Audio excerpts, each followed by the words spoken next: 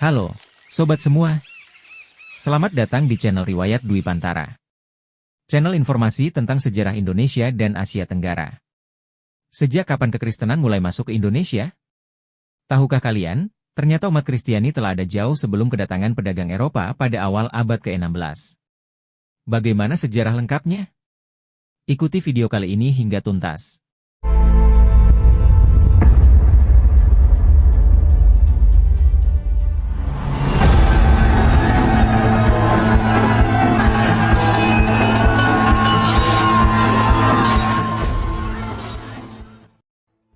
Awal perkembangan Kristiani di Nusantara berkaitan erat dengan gereja yang dikenal dengan Gereja Asria Timur atau disebut juga Gereja Haldea. Semula gereja ini berada di bawah wewenang Batrik Antakya, tetapi sejak tahun 410 Masehi Gereja Asria Timur telah melepaskan diri.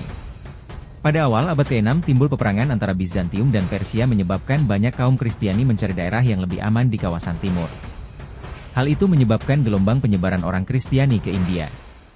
Gereja Asria Timur berpusat di ibu kota kerajaan Parthia dari dinasti Sasanid yang bernama Seleucia Ctesiphon. Batrik Ctesiphon yang bergelar Katolikos memiliki daerah wewenang yang sangat luas. Pada tahun 637 Masehi, pasukan Muslim yang dipimpin oleh Sa'ad bin Abi Waqqas menumbangkan kerajaan Persia Sasanid. Akibatnya sebagian wilayah keuskupan Gereja Asria Timur masuk dalam Khilafat Umayyah dan kemudian Khilafat Abbasiyah. Pada tahun 780 Masehi, keuskupan dipindahkan ke ibu kota Baghdad.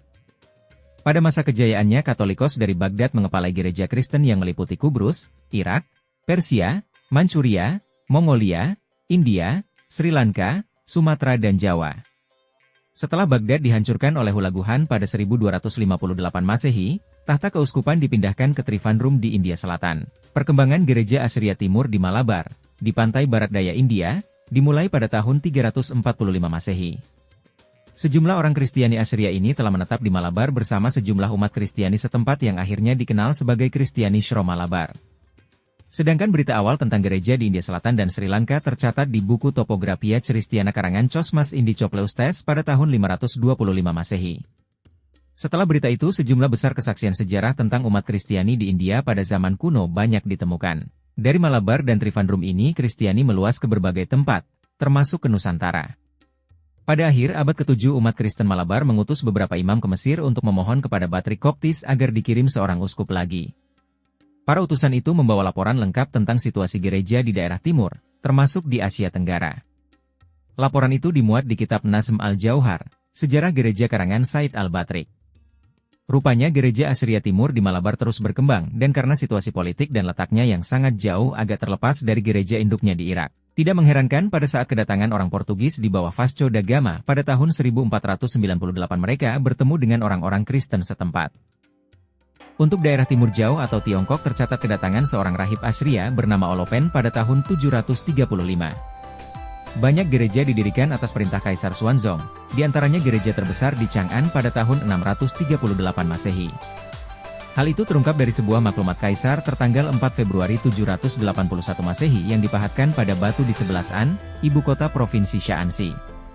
Sedangkan perkembangan Kristiani di Nusantara mungkin mulai diketahui sejak abad ke-7 Masehi. Hal itu dicatat oleh Abu Shalih al-Armini dalam bukunya yang berjudul Tadakur Fiha Akhbar min al-Kanais wal Adyar min Nawahin Misri wal Iktaihu atau daftar berita-berita tentang gereja-gereja dan pertapaan-pertapaan dari provinsi-provinsi Mesir dan tanah-tanah di luarnya. Buku ini memuat berita tentang 707 gereja dan 181 pertapaan Nasrani yang tersebar di Mesir, Nubia, Abesinia, Afrika Barat, Spanyol, Arabia, India, dan bahkan Nusantara. Ada kalanya berita-berita itu lengkap sekali, dengan melukiskan gedung, tahun pendirian, dan lain-lain. Ada pula yang memuat berita singkat dengan keterangan sedikit saja. Abu Shalih al-Armini hidup semasa pemerintahan ketiga Khilafah Fatimiyah yang terakhir di Mesir pada 1150 hingga 1171 Masehi. Abu Shalih mengupas sumber-sumber tertulis yang sudah ada ditambah dengan hasil penyelidikannya sendiri. Karya sejarah besar Tarikh al-Rasul wal Muluk dari Abu Ja'far al-Tabari sering dikutipnya. Ia juga banyak mengutip kitab Al-Atyar atau buku wihara-wihara karya Abu al-Husain Ali bin Muhammad al-Shubusti. Dalam buku al-Shubusti dilukiskan wihara-wihara Nasrani di Mesir, Irak, Mausil, Mesopotamia, dan Suriah. Begitu juga banyak kutipan dari kitab Nazm al-Jauhar, sejarah gereja karangan Said al-Batrik. Abu Shalih al-Armini, Setelah menceritakan tentang gereja-gereja di India Selatan seperti di Quilon, Travancore, dan Mahamailyapura, menulis tentang suatu nama tempat sebagai berikut. Fansur, di sana terdapat banyak gereja dan semuanya adalah dari Nasarana Satirah, dan demikianlah keadaan di situ. Dan dari situ berasalah kapur barus dan bahan itu merecik dari pohon. Di tengah kota itu terdapat satu gereja dengan nama Bunda Perawan Murni Maria. Dalam berita itu, banyak yang menduga Fansur sebagai nama sebuah tempat dekat Barus yaitu Pancur. Sejak abad pertama Masehi, Pancur dikenal sebagai kota pelabuhan di pantai barat Sumatera. Sedangkan Barus adalah sebuah kota perdagangan kapur barus. Lalu lintas perdagangan antara Malabar dan Barus sangat ramai dan berulang kali disebut dalam berbagai berita kuno. Banyak orang dari pantai barat India merantau ke Sumatera melalui jalan perniagaan laut. Sampai sekarang nama-nama suku bangsa India didapati kembali pada nama marga orang Batak. Tetapi ada juga sarjana yang menolak Fansur dihubungkan dengan Pancur, seperti sejarawan Uli Kozok.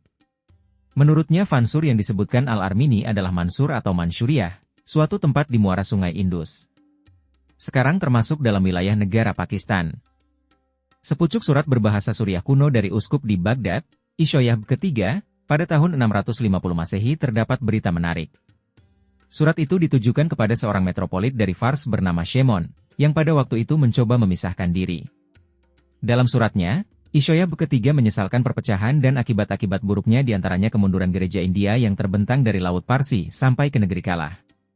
Disebutkan tentang adanya keuskupan Kalah dan hadirnya umat Kristen di pulau-pulau selatan dari Kalah. Negeri Kalah terletak di semenanjung Melayu yang kaya dengan timah. Negeri itu banyak dibicarakan dalam naskah-naskah Arab pada abad-abad selanjutnya. Mungkin yang dimaksud pulau-pulau di selatan Kalah meliputi juga Sumatera dan Jawa. Pada akhir abad ke-7, Kepala Gereja Timodeus ke-1 mengirim sepucuk surat kepada Mar Sergius, Kepala Gereja Elam, yang menyebutkan banyak pendeta yang menyeberangi lautan sampai ke India dan Cina hanya dengan membawa sebatang tongkat dan tas cangklong. Tentunya pendeta yang menyeberangi lautan menuju Cina sudah pasti akan melewati pulau-pulau di Nusantara. Setelah itu cukup lama tidak ada berita perkembangan Kristen di Nusantara. Baru pada awal abad ke-14 terdapat berita yang ditulis oleh Abodishu. Abodishu atau dikenal juga Ebediesus, adalah seorang uskup agung gereja Haldea tahun 1291 hingga 1319. Dalam bukunya berjudul Peraturan Hukumat Gerejawi terdapat daftar sejumlah keuskupan Haldea di Asia. Dalam daftar itu disebutkan nama keuskupan agung, untuk pulau-pulau di laut dan untuk pedalaman Dabhag, Sind dan Masin. Istilah Dabhag yang dipakai untuk menyebut pulau-pulau di laut agaknya sama dengan Zabag atau Zabaj. Zabag adalah nama geografis yang sejak abad ke-10 digunakan dalam naskah-naskah Arab untuk menyebut Jawa dan Sumatera sekaligus. Sedangkan Sind dan Masin dipakai untuk menyebut seluruh Tiongkok. Hal itu menyiratkan bahwa Nusantara termasuk provinsi seorang metropolit Nestorian. Pada tahun 1291 Johannes de Montecorvino dalam perjalanannya ke India melalui jalan darat, selanjutnya ke Tiongkok dengan menempuh jalan laut. Beberapa waktu kemudian ada beberapa kelompok misionaris Fransiskan dari India ke Tiongkok yang menempuh jalan yang sama. Kemungkinan mereka singgah di beberapa pelabuhan di Nusantara, terutama Sumatera dan Jawa. Sayangnya mereka tidak meninggalkan berita apapun saat singgah di Nusantara. Tahun 1321 Odoric de Pordenone menyinggahi kota-kota pelabuhan di Sumatera, Kalimantan dan Jawa. Tetapi dalam catatannya, tidak ditemukan laporan mengenai adanya umat Kristen di wilayah Nusantara. Ketika Giovanni de Marignoli mengunjungi Sabah, tahun 1347, ia menghadap Sri Ratu dan menerima banyak hadiah dari Ratu yang beragama Buddha. Dia bertemu dengan sejumlah orang Kristiani dan memberikan bimbingan rohani kepada mereka. Pada saat itu, disebabkan oleh isolasi yang begitu lama, keadaan gereja itu agak menyedihkan. Katanya jumlahnya sedikit, tetapi tidak dilaporkan apakah mereka termasuk jemaah Haldea.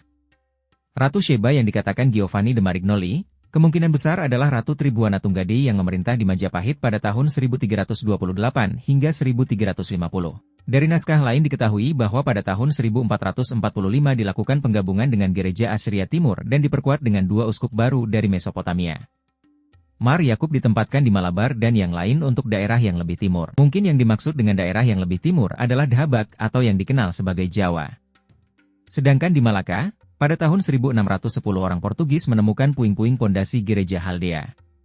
Pada tahun 1503 masih terdapat berita bahwa Elias kelima mengutus 3 orang uskup untuk pergi ke Zabak, Sind dan Masin. Mereka adalah Uskup Agung Marjabalaha serta dua uskup sufragan yaitu Mardenha dan Mar Yakub. Berita terakhir berasal dari Ludovico de Vartema yang dalam perjalanannya masih bertemu dengan pedagang Haldea di Pegu dan Benggala tahun 1506.